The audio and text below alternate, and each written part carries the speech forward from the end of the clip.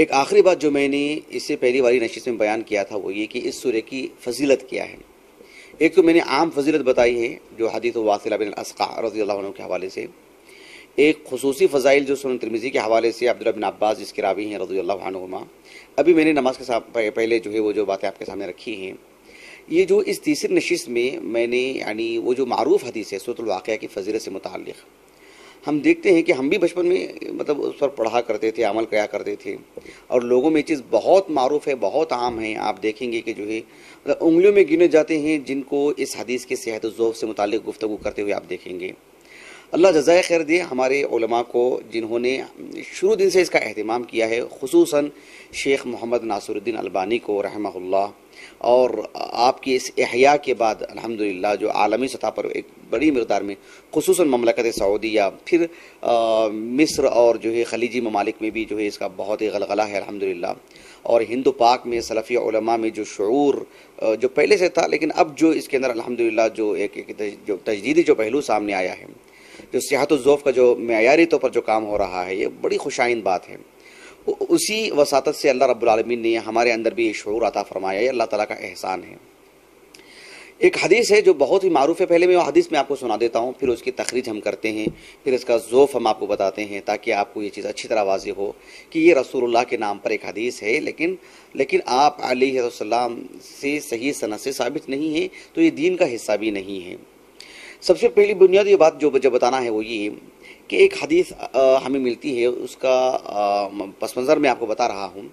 کہ عثمان ابن عفان رضی اللہ عنہ کے دور خلافت میں ہم جانتے ہیں کہ عبداللہ بن مسعود کا انتقال ہوا رضی اللہ عنہ لگ بھگ 32 ہجری کو، تو عثمان ابن عفان رضی اللہ عنہ ان کی عیادت کے لیے گئے عبداللہ بن مسعود کی رضی اللہ عنہ۔ تو عبداللہ بن مسعود رضی اللہ عنہ سے انہوں نے کہا کہ جو ہے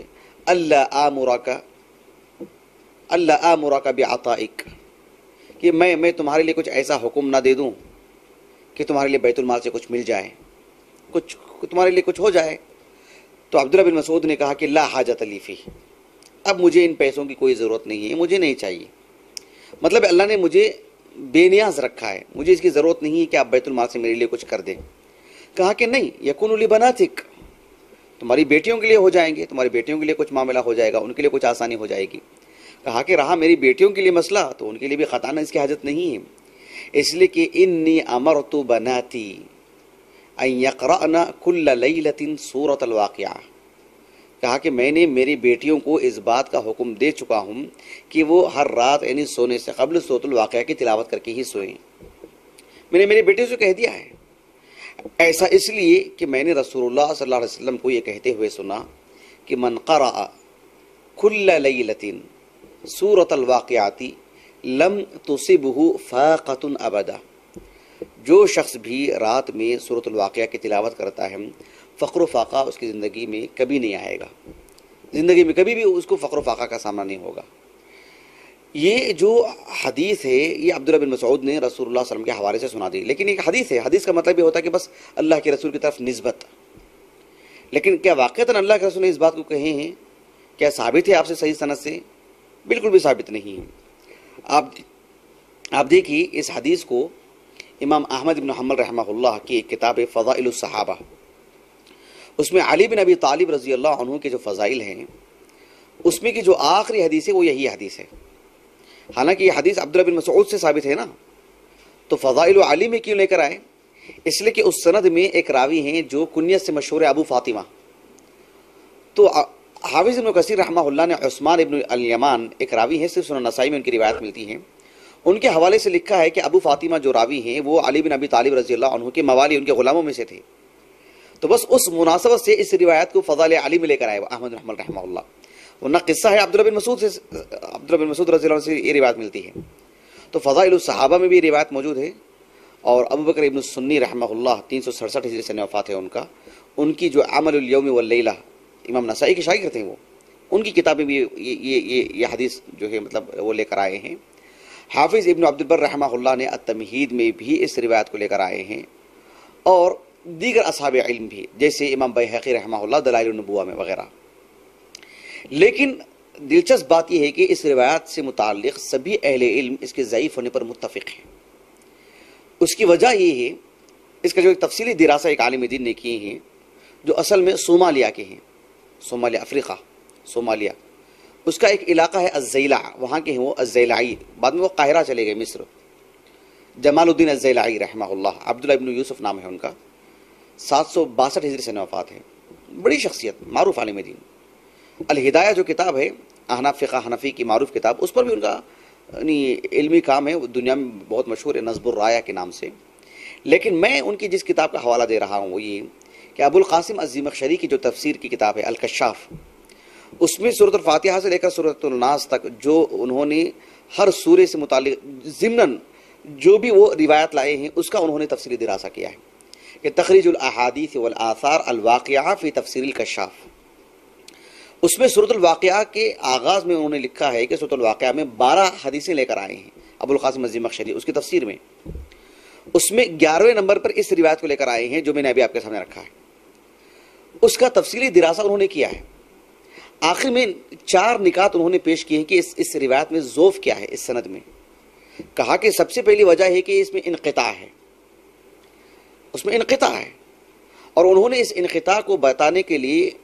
امام دارقطنی اور حافظ ابن ابی حاتم الرازی رحمہ اللہ ان دونوں کی کتاب العلل کا حوالہ دیا ہے، اس لیے کہ جو ابھی میں آپ کو آگے بتاؤں گا شجاع نام ایک راوی ہیں، ان میں اور ان کے بعد والے جو راوی ہیں ان کے درمیان انقطاع ہے، وہ انقطاع کیسے میں آپ کو آگے بتاؤں گا انشاءاللہ۔ ایک تو وہ سبب ہے، دوسرا سبب یہ ہے کہ اس کا جو متن ہے اس کی متن میں نکارت ہے، یعنی سورۃ الواقعہ پڑھنے کی بنیاد پر کیا مطلب یعنی اس کا فخر و فاقہ دور ہو جائے گا، معاملہ ایسا نہیں ہے۔ اللہ سبحانہ و تعالیٰ نے کسی کو فخر و فاقہ عطا کرتا ہے، کسی کو مالداری عطا کرتا ہے، ہاں فخر و فاقہ کسی کے لیے عذاب نہ بن جائے، فخر و فاقہ کسی کو گناہ کا ذریعہ نہ بن جائے، اس سے اللہ کے رسول نے پناہ مانگا ہے۔ فی نفسی فخر و فاقہ کوئی عیب اور کوئی مطلب معیوب چیز نہیں ہے، اور کوئی انسان کی زندگی میں کوئی دھبا نہیں ہے، اس کی متعدد اور بھی باتیں ہیں جو ہمارا موضوع نہیں ہے، سورۃ الصبا کے ضمن میں نے جو کافی باتیں کہی ہیں۔ تو یہ جو اس کا متن ہے اس کی متن میں نکارت کو امام احمد رحمہ اللہ کے حوالے سے انہوں نے لکھا ہے، 2 وجہ ہوئی۔ تیسری وجہ یہ ہے کہ اس سند میں ایک راوی ہیں جن کا نام ہے یحییٰ ابن السری، وہ اور شجاع، ابھی میں آگے بتاؤں گا انشاءاللہ ان کے تعلق سے، ابھی اس کی چوتھی وجہ جو ہے وہ دونوں راوی سے متعلق محدثین نے کافی کلام کیا ہے، یہ بھی ایک وجہ ہے، تیسری وجہ اس سند کا ضعف بتانے کے لیے۔ اور چوتھی وجہ ہے کہ اس کی سند میں اضطراب ہے، مضطرب ہے یہ روایت۔ کس اعتبار سے؟ اس میں ایک راوی ہیں جو میں نے کہا نا کہ عبداللہ بن مسعود رضی اللہ عنہ سے جو جا کر کے گفتگو کی، وہ عثمان بن عفان رضی اللہ عنہ، عثمان بن عفان کے حوالے سے جو بات نقل کرنے والے صاحب ہیں وہ کون ہیں ان میں کافی اختلاف ہے، اور ان سے جو صاحب نقل کرتے ہیں وہ کون ہیں ان میں کافی اختلاف ہے۔ مثال کے طور پر عثمان بن عفان کے اس واقعے کو جو نقل کرنے والے صاحب ہیں ان کی کنیت کیا ہے، ان کا نام کیا ہے، اس میں کافی اختلاف۔ مثال کے طور پر ایک سند آتی ہے جس میں ہے کہ شجاع ایک صاحب ہیں جو روایت کرتے ہیں اپنے استاذ ابو فاطمہ سے، دوسری سند میں یہی بات ملتی ہے کہ وہ شجاع نہیں تھے، ابو شجاع تھے، اور جن سے وہ روایت کر رہے ہیں وہ ابو فاطمہ نہیں ہیں، وہ جو ہے شجاع ابو فاطمہ، دونوں ایک ہی ہیں، یعنی عن شجاع ابی فاطمہ،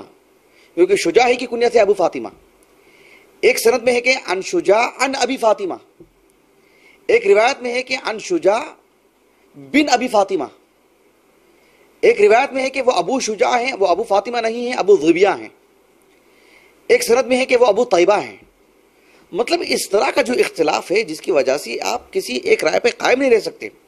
مضطرب کا مطلب ہی یہ ہوتا ہے کہ جو ہے وہ روایت میں جو اضطراب کا مطلب یہ ہوتا ہے کہ دونوں سندوں میں سے کسی ایک پہ آپ ترجیح دے نہیں سکتے، کسی کو ترجیح اگر آپ دے سکتے ہیں تو پھر وہ مضطرب نہیں ہے روایت ہو۔ تو اس میں آپ دیکھ رہے ہیں کہ شجاع ہیں کہ ابو شجاع ہیں، شجاع بن ابی فاطمہ ہے کہ شجاع عن ابی فاطمہ ہے، یہ آپ دیکھ رہے ہیں نا کہ وہ ابو فاطمہ ہے کہ ابو ذبیہ ہیں، ابو ذبیہ ہیں کہ جو ابو طیبہ ہیں۔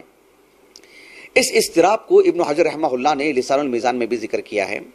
اور انہوں نے امام زیلعی رحمہ اللہ نے بنظم تخریج الاحادیث والآثار الواقعہ فی تفسیر الکشاف میں بھی ذکر کیا ہے، اور اسی طرح سے جو ہے حافظ ابن کثیر رحمہ اللہ نے سورۃ الواقعہ کی تفسیر میں آغاز میں اس روایت کو لا کر کے بھی اس اضطراب کو جو ہے نقل کیا ہے۔ اور شیخ محمد ناصر الدین البانی رحمہ اللہ نے بھی سلسلۃ الاحادیث الضعیفہ والموضوعہ میں بالکل آغاز میں پہلی جلد ہی میں تقریباً وسط میں جو ہے یعنی اس کا جو تفسیری دراسہ کرنے کے بعد جو علامہ زیلعی کا جو ہو بہو جو دراسہ ہے اس کو آخر میں شیخ البانی نے انہی کے نام سے ہو بہو نقل بھی کیا ہے. تو یہ کسی طور پر بھی قابل اعتبار قابل احتجاج روایت نہیں ہے، بلکہ آپ دیکھیں گے کہ امام احمد بن حنبل، ابو حاتم الرازی، ان کے فرزند عبد الرحمن ابن ابی حاتم الرازی، امام دارقطنی، امام بیہقی، ابن حجر العسقلانی، امام ذہبی، اور جو ہے جمال الدین الزیلعی، اور جو عبد الرؤف المناوی، شیخ محمد ناصر الدین البانی، حافظ جلال الدین السیوطی اور ابن الجوزی رحمہ اللہ اجمعین، ایک لمبی فہرست ہے. ان سبھی اہل علم نے، کچھ حضرات نے اس کو موضوع کہا اور بیشتر اصحاب علم محدثین نے اس روایت کو ضعیف کہا ہے. امام نووی کا بھی اس میں نام آتا ہے. تو یہ کسی طور پر بھی قابل احتجاج روایت نہیں ہے کہ اس کو رسول اللہ کی طرف منسوب کر کے قابل عمل بنایا جائے. یہ اس کا تفصیلی دراسہ تھا. قاضی ابن عطیہ کا نام آپ نے سنا ہوگا، المحرر الوجیز فی تفسیر الکتاب العزیز، بڑی شاندار تفسیر ہے. اس تفسیر میں انہوں نے سورۃ الواقعہ کی تفسیر کرتے ہوئے آغاز میں اس روایت کو نقل کیا ہے. اس روایت کو نقل کر کے اس کا ذوف بھی انہوں نے ہلکے پھلکے انداز میں بتایا ہے، لیکن ایک شاندار بات انہوں نے کہہ دی. انہوں نے کہا کہ جو ہے یہ روایت تو سندن ضعیف ہے، اس کو رسول اللہ کی طرف منسوب کر کے عمل کر کے اس فقر و فاقہ کو دور نہ کیا جائے. کہا کہ اللہ سبحانہ و تعالیٰ نے یہ جو سورہ نازل فرمائی سورۃ الواقعہ میں قیامت کے احوال ہیں، جنت کا ذکر ہے، جہنم کا ذکر ہے. اگر کوئی شخص اس میں مشغول ہو جاتا ہے اور جو ہے کوئی اس کا اگر فہم حاصل کر لیتا ہے، کہا کہ وفہم ذالک غنی لا فقر معہ، کوئی اس سورہ سے اپنا تعلق رکھتا ہے اور اس میں جو جنت اور جہنم کا بیان ہے اگر اپنی زندگی سنوار لیتا ہے تو پھر وہ دنیا سے خود بخود بے نیاز ہو جائے گا، فقر و فاقہ اس کی زندگی میں کبھی آئے گا ہی نہیں. انہوں نے ایک معنوی اعتبار سے یہ بات انہوں نے بتائی ہے. ایک طرح سے انہوں نے اس سورہ کا ذوف بتا کر کے گویا کہ بدیل میں ایک چیز دے رہے ہیں کہ اس سورہ سے تعلق رکھیں گے کہ جو ہے ومن فہم ذالک شغل بالاستعداد، جو اس سورہ کے